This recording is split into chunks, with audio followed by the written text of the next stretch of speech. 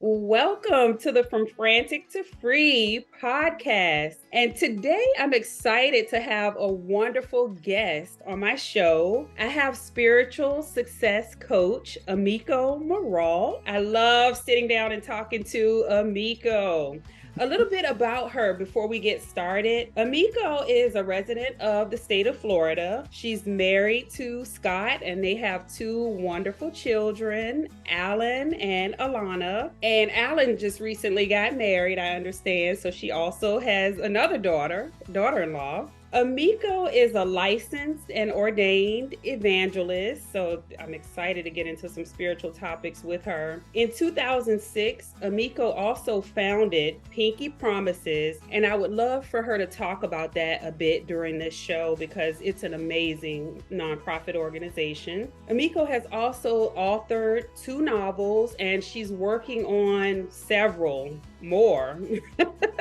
Welcome to the show, Amikco. How are Thank you? I am well, Coach Sam. How are you? I am doing great. Always love talking to you. All the time. There's never a dull moment. All right. Well, Amikco, I'm going to go ahead and jump right in because I'm excited. Okay, let's go. Okay. So something that's been on my mind, Amikco, that I've been wanting to get your thoughts on is I wonder why people this day and time, like why they shy away from their faith and religion when that's what we need. Why do you think that is? Okay, so I believe that many times, we have, just as in the days of when Jesus Christ walked this earth, there were so many doubters. You had the Pharisees, the Sadducees, just people who weren't introduced and who did not believe. So this is not a dichotomy. This is a trichotomy, and it's just like so many more things that is the reason for us not having the believers. The word talks about the harvest is ripe, but the laborers are few. So when we think about the laborers, it's those of us who are equipped, those of us who have the word, who have the testimony, where it also speaks in Revelation 12:11, where it talks about people overcome through the blood of the Lamb and by the word of our testimony. So I say, why are people not overcoming? It's somewhat the same question. Why are people not overcoming? Why are they not believing? Because we're not out there in the fields being the workmen that we need to be, the mouthpiece for Jesus, telling about the glory, telling about the victories and the goodness of God. And I believe, again, that we just need to be out there. We need to talk about it. We need to not be ashamed or shy away from who we are or what God has delivered us from, but instead be that mouthpiece, be that workman in the field, going to get the harvest, compelling them to come to a place of freedom, to a place of peace. Wow. I was expecting or thinking you would probably say something like, talk about things that are going on in the world. Well, social media is taking them away from spiritual practices and all of that. And I do believe that's true too. That's part of the trichotomy, the multiple. Yeah. I like how you, first and foremost, you said it's people like us who are faithful people, believers. It's on us to get out there and do the work. And I like that we're starting in this arena, this collaboration that you and I are doing, because I was speaking to my husband before getting on this podcast with you. And I said, people need this in this forum, like outside of a church setting. Oh my goodness. We'll put it on social media where people are and reach them. So this is very exciting. Definitely. I always, even as an evangelist, for 20 years, I served in a ministry. This was a ground, a foundation that allowed me to grow up in the word. I mean, I'm 20 years old, just coming into, just need Jesus. I need him in my life. And I just kind of, when I joined into this ministry, it was like the ground that helped to raise me. And then there was a day that my kids had grown up. My son, I think he was a senior at the time, and they came to us and they said, oh, we're going to be going to church in the evening times over here. And I'm like, right. Every Sunday they were going off, leaving our church that morning, which was the smaller church. It was a smaller setting. And they were going out into this larger church. And I was wondering, where are they going? So my husband and I started following them to see exactly where they were going. And we ended up, we heard a word from the Lord at that time in that season. Okay, it's time for you all you're like a tree that's been grafted, just kind of cut. He said, but I'm going to plant you somewhere else into a larger vineyard, into a larger place, enlarging your territory. And that's where he said, because you received everything that you can get from this place. And a lot of us are afraid to move out of the four walls. We got to take God out of the box. And so then during that season, it was over 10 years ago, I would say, I started hearing the word marketplace ministry, and that takes God out of the box. And so I said, okay, if I'm an evangelist here, and I remember when we were writing our statement of intent, because in my old ministry, there was an entire process at becoming an licensed and ordained evangelist. It wasn't just the pastor seeing the gift and then you actually doing the works, but there was also a part of you, that spiritual part of you, that was able to somewhat prove what God has done, or what you're doing for God's people. And I remember God saying, you were an evangelist when I called you from the womb. Because you were the one who I did not mind crying loud and sparing not. And that's what the word talks about. Cry loud and spare not. Just telling the people and not being ashamed of saying it loudly. So yes, I've always been that mouthpiece for God. And I remember the kids, they're older than my children, but they bought me a book called Jesus Freak. And I was at that moment, I was like so much into God. But it was because I was at marketplace ministry. I was that marketplace minister. I didn't have him in the box. And that's the thing about our ministry and about what we do. We take God out of the box. We are not just talking about him in the four walls in our church, or when we're allowed or given the mic to speak, but when we're in the grocery store.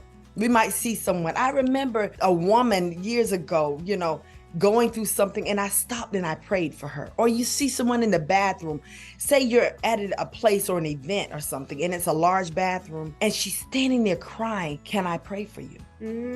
Simple things like that. And that's where we are, that, the mouthpiece for Jesus, and that place out in the marketplace, out in the world, spreading, God and Jesus being who they need to see. So Amikco, can you tell our listeners what an evangelist is? Because you talked about people can, if they see that woman in the bathroom crying, can go over and say, I'm praying for you. So does that make the person an evangelist? Yes, but what's the difference between an evangelist versus an ordained evangelist, which is what you are? Okay, so all of us are somehow a minister. So basically an evangelist is that person who would go out, who does not mind speaking. They may not.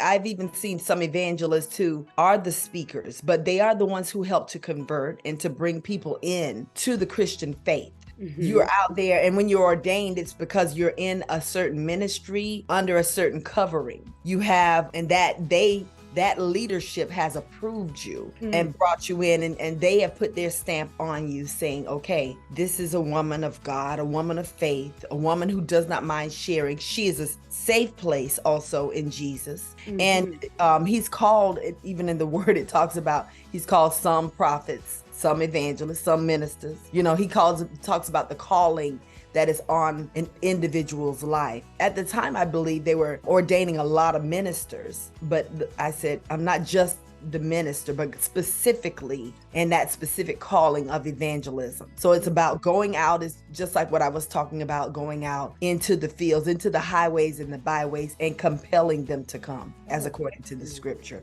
So we're the ones that the big mouths, the ones who don't mind, who don't mind sharing that faith, because I started off as a missionary, come to think about it. And that is also a part of it as well. You start off at that missionary where you are ushering in people, you're walking alongside them in that missionary space. You're giving to them. You have national missionaries who travel the world.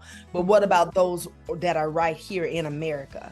Those missionaries, you go across seas and you're doing the the mission work, and that is the work of the people that the people actually need, whether it be clothing or food, sometimes holding their hands in prayer. And that's basically one of those ground foundational works of the evangelist. And then I found myself in that space of being a missionary, actually telling the word, preaching the word, praying with them, calling things out. And mainly that's what I do. So the ordination part is just, again, someone putting the stamp and saying, okay, she works in this ministry.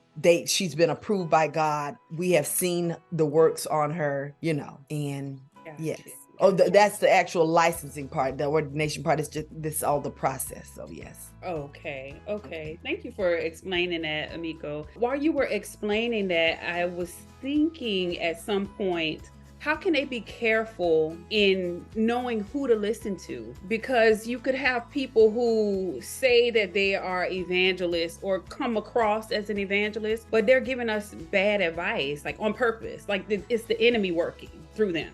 Oh my, that's just like anything or anyone. And this is just quickly coming to mind because I didn't know exactly the evangelism that we're going to talk about evangelism, but we need to be careful. Yes. At all times, right? So it's almost like a doctor, somebody telling you that they're a doctor. They might be wearing a coat even, and they're saying that they're the doctor, but you don't know any of their patients. They don't have the office. They may be wearing a stethoscope, but you haven't heard a word, or you don't see their website, or where did you actually go to school, and proving basically it's like the fruit. What is the fruit of that individual's life?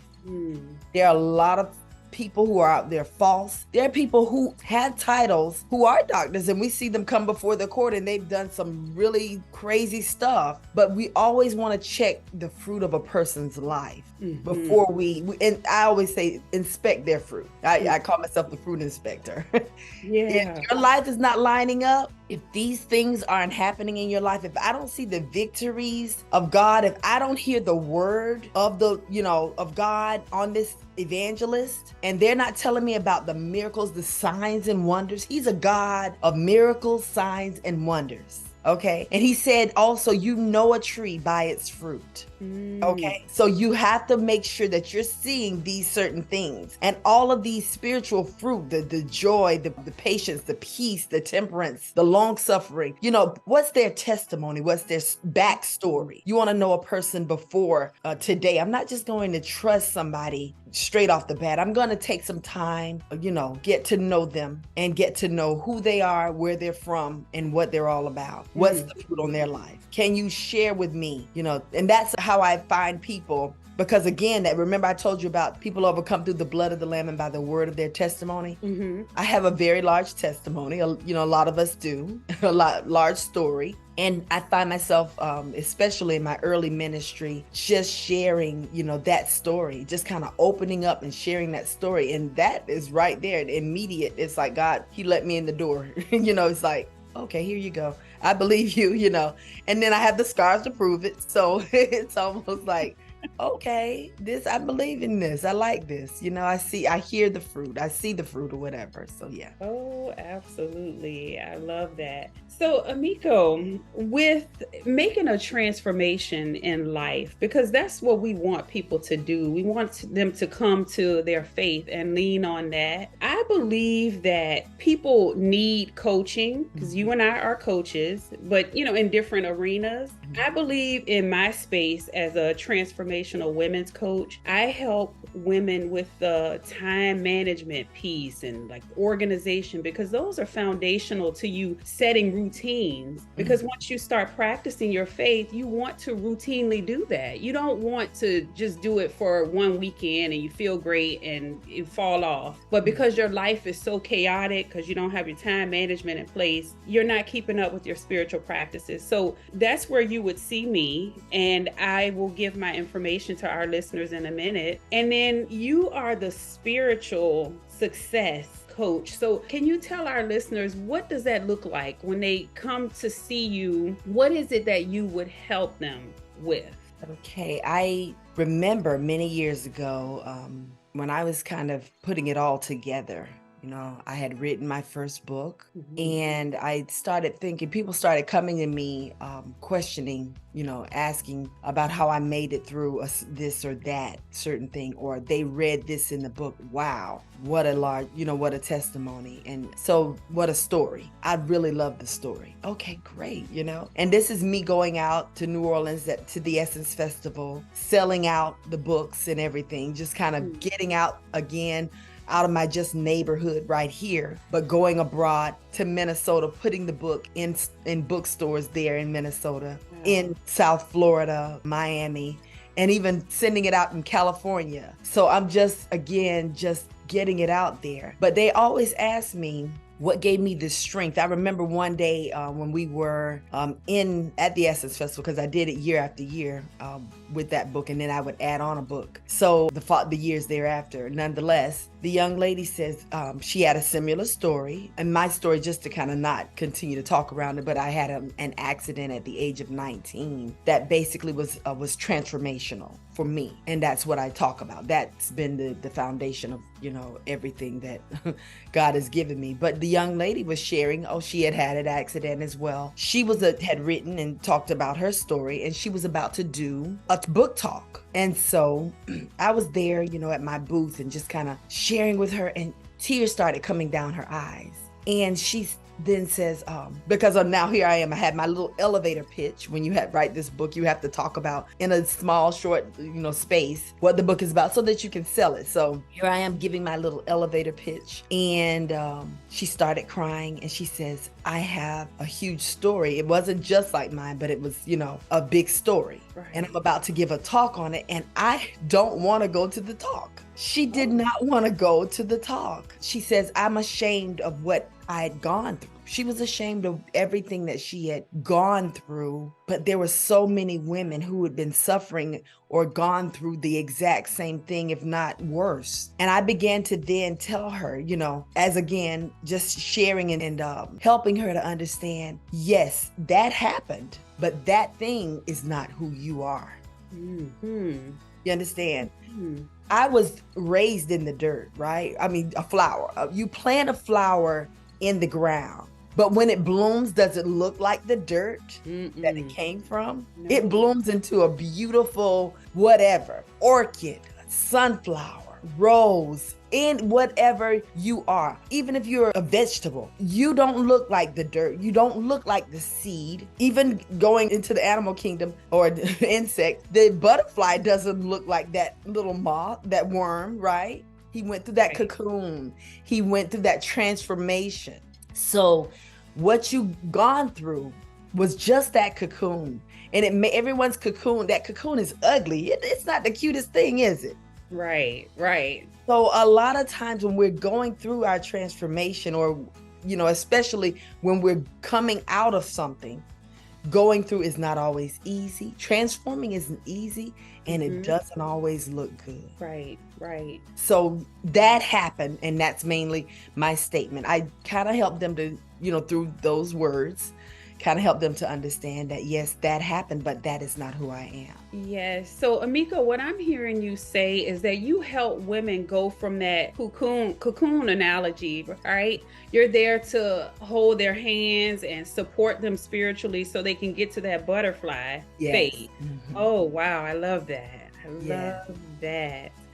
Yes. All right. So, Amikco, I would like for us to share our information, and then we'll close out this session. And then when we meet again for our next episode, then we'll get into some more amazing topics, because I have some wonderful questions that I want to ask you. Okay. So I'll share my information first. You can visit my website for Transformational Women's Coaching. It's M as in Mary, B as in boy, S as in Sam, womenscoaching.com. And there you can actually set up a free consultation with me, and we can map out a plan to help you get your life from more of a chaotic state to something more calm, where you have more time in your day. It's the same 24 hours, but your day moves by calmly. It's unbelievable. I'm living in that space, so I can help you get to that space. Amikco, can you share, how do we reach you? Okay, I don't have the website set up anymore. I